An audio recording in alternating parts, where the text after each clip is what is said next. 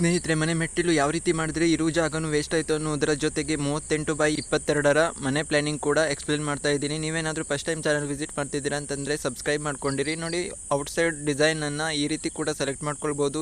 ಇದು ಸಿಂಪಲ್ ಆಗಿರುವಂತಹ ಪ್ಲ್ಯಾನಿಂಗ್, ನೋಡೋದಕ್ಕೂ ತುಂಬ ಚೆನ್ನಾಗಿ ಕಾಣುತ್ತೆ. ಈ ರೀತಿ ಮಾಡಿದ್ರೆ ತುಂಬಾ ಕಲರ್ಫುಲ್ ಆಗು ಕೂಡ ಇರುತ್ತೆ. ನೋಡಿ, ಈ ರೀತಿ ಸೀಲಿಂಗ್ ಲೈಟ್ ಕೂಡ ಹಾಕೋದ್ರಿಂದ ತುಂಬ ಚೆನ್ನಾಗಿರುತ್ತೆ. ಹಾಗೆ ನೋಡಿ, ಇಲ್ಲಿ ಮುಂಭಾಗದಲ್ಲಿ ಮೆಟ್ಲನ್ನು ಈ ರೀತಿ ಕೂಡ ಮಾಡ್ಕೊಳ್ಬೋದು. ಹಾಗೆ ಗ್ರೂವ್ ಸಿಸ್ಟಮಲ್ಲಿ ಕೂಡ ಗೋಡೆಯನ್ನು ತಗೊಂಡು ಡಿಸೈನ್ ಆಗಿ ಕೂಡ ಸೆಲೆಕ್ಟ್ ಮಾಡ್ಕೊಳ್ಬೋದು. ಹಾಗೆ ಇಲ್ಲಿ ನೋಡಿ, ಮೇಲ್ಗಡೆ ನೋಡಿ ಜಾಲಿ ಬ್ಲಾಕಲ್ಲಿ ಡಿಸೈನ್ ಆಗಿ ಸೆಲೆಕ್ಟ್ ಮಾಡ್ಕೊಂಡಿರುವಂತಹದ್ದು. ಹಾಗೆ ಇದರಲ್ಲಿ ನಿಮಗೆ ಯಾವ್ದು ಬೇಕೋ ಅದನ್ನು ಸೆಲೆಕ್ಟ್ ಮಾಡಿಕೊಂಡು ಪ್ಲ್ಯಾನಿಂಗ್ ಮಾಡ್ಕೊಳ್ಬೋದು ಔಟ್ಸೈಡ್ ಗೋಡೆಗಳಿಗೆ. ಹಾಗೆ ನೋಡಿ, 38/22 ಮನೆ ಪ್ಲ್ಯಾನಿಂಗ್ ಹೀಗಿದೆ. ಹಾಗೆ ನೋಡಿ, ಇದು ಮನೆಯ ಮುಂಭಾಗದ ಮೆಟ್ಲು ಇಲ್ಲಿ ಬರುವಂತಹದ್ದು. ಸೀಟೌಟ್ ನೋಡಿ 6x9 ಪ್ಲ್ಯಾನಿಂಗ್ ಮಾಡಿರುವಂತಹದ್ದು.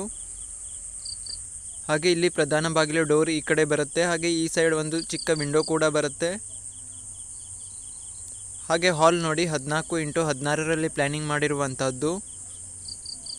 ಹಾಲ್ನಲ್ಲಿ ವಿಶಾಲವಾದಂತಹ ಜಾಗ ಇರೋ ಥರನೇ ಪ್ಲ್ಯಾನಿಂಗ್ ಮಾಡಿರುವಂತಹದ್ದು.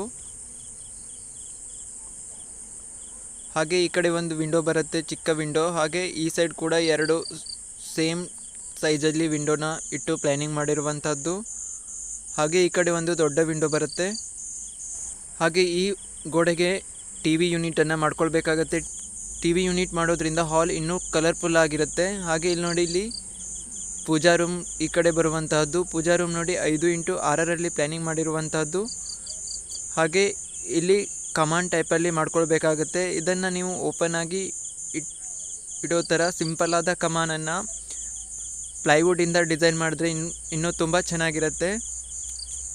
ಈ ಕಮಾನ್ಗೂ ಕೂಡ ರೌಂಡ್ ಲೈಟನ್ನು ಸೆಲೆಕ್ಟ್ ಮಾಡೋದ್ರಿಂದ ಇನ್ನೂ ಕಲರ್ಫುಲ್ ಆಗಿರುತ್ತೆ. ಹಾಗೆ ಈ ಕಮಾನಿಂದ ಈ ಕಡೆ ಬರ್ತಿದ್ದಂಗೆ ಕಿಚನ್ ಮತ್ತು ಎನಿಮೆಟ್ಲ್ ಏರಿಯಾ ಸಿಗುತ್ತೆ. ಎನಿಮೆಟ್ಲ್ ಏರಿಯಾ ನೋಡಿ ಈ ಕಡೆಯಿಂದ ಹೀಗೆ ಬರುವಂತಹದ್ದು. ಹಾಗೆ ಎನಿಮೆಟ್ಲನ್ನು 6x12 ಪ್ಲ್ಯಾನಿಂಗ್ ಮಾಡಿರುವಂಥದ್ದು. ಹಾಗೆ ಕಿಚನ್ ಡೈನಿಂಗ್ ಏರಿಯಾ ನೋಡಿ 16x10 ಪ್ಲ್ಯಾನಿಂಗ್ ಮಾಡಿರುವಂಥದ್ದು. ಕಿಚನ್ ಸ್ಟ್ಯಾಂಡ್ ನೋಡಿ ಈಗ L ಶೇಪಲ್ಲಿ ಬರುತ್ತೆ. ಈ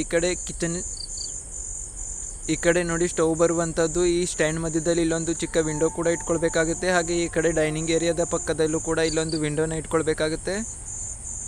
ಹಾಗೆ ಕಿಚನಿಂದ ಬೆಡ್ರೂಮ್ಗೆ ಹೋಗಲಿಕ್ಕೆ ಪ್ಲ್ಯಾನಿಂಗ್ ಮಾಡಿರುವಂಥದ್ದು. ಬೆಡ್ರೂಮ್ ನೋಡಿ 12x12 ಪ್ಲ್ಯಾನಿಂಗ್ ಮಾಡಿರುವಂಥದ್ದು. ಈ ಬೆಡ್ರೂಮಲ್ಲಿ ಒಂದು ದೊಡ್ಡ ವಿಂಡೋ ಕೂಡ ಬರುತ್ತೆ.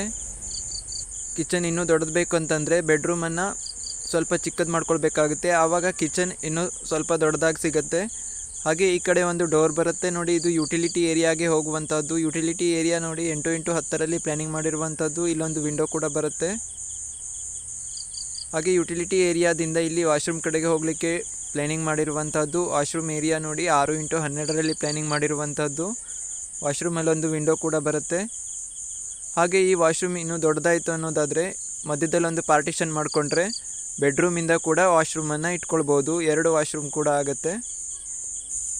ಹಾಗೆ ಮುಂಭಾಗದ ಮೆಟ್ಟಿಲನ್ನು ಸೀಟೌಟಲ್ಲಿ ನೋಡಿ ಈ ರೀತಿ ಹೊರಗಡೆ ಇಟ್ಕೊಳ್ಬೇಕಾಗುತ್ತೆ. ಆವಾಗ ಸೀಟೌಟ್ ಕ್ಲಿಯರ್ ಆಗಿ ಸಿಗುತ್ತೆ.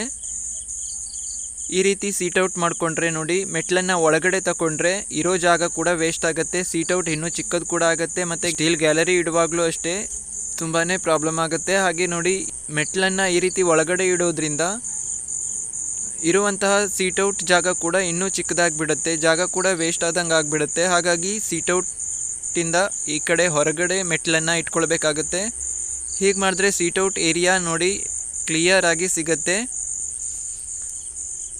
ಸ್ಟೀಲ್ ಗ್ಯಾಲರಿ ಮಾಡುವಾಗಲೂ ಕ್ಲೀನಾಗಿ ಗ್ಯಾಲರಿಯನ್ನು ಮಾಡ್ಕೊಳ್ಬೋದು. ಪ್ಲ್ಯಾನಿಂಗ್ ಕೂಡ ಪರ್ಫೆಕ್ಟ್ ಆಗಿರುತ್ತೆ. ಹಾಗಾಗಿ ಮೆಟ್ಲನ್ನು ಈ ರೀತಿ ಒಳಗಡೆ ತಗೊಳ್ಳುವಂಥ ಪ್ಲ್ಯಾನನ್ನು ಅವಾಯ್ಡ್ ಮಾಡಬೇಕಾಗುತ್ತೆ. ಈ ರೀತಿ ಪ್ಲ್ಯಾನಿಂಗ್ ಮಾಡೋದ್ರಿಂದ ಜಾಗ ಕೂಡ ವೇಸ್ಟ್ ಆಗುತ್ತೆ. ಹಾಗೆ ನೋಡಿ, ಸೀಟೌಟಿಂದ ಹೊರಗಡೆ ಮೆಟ್ಲನ್ನು ಇಟ್ಟು ಪ್ಲ್ಯಾನಿಂಗನ್ನು ಪರ್ಫೆಕ್ಟಾಗಿ ಮಾಡ್ಕೊಳ್ಬೇಕಾಗುತ್ತೆ. ಹಾಗೆ ಮನೆಯ ಮುಂಭಾಗದ ಮೆಟ್ಲನ್ನು ಯಾವ ರೀತಿ ಇಟ್ಟು ಪ್ಲ್ಯಾನಿಂಗ್ ಮಾಡ್ಕೊಳ್ಬೇಕು ಎಂದು ತಿಳಿದುಕೊಂಡ ವಿಡಿಯೋ ನೋಡಿದ ನಿಮಗೆಲ್ಲರಿಗೂ ಧನ್ಯವಾದಗಳು.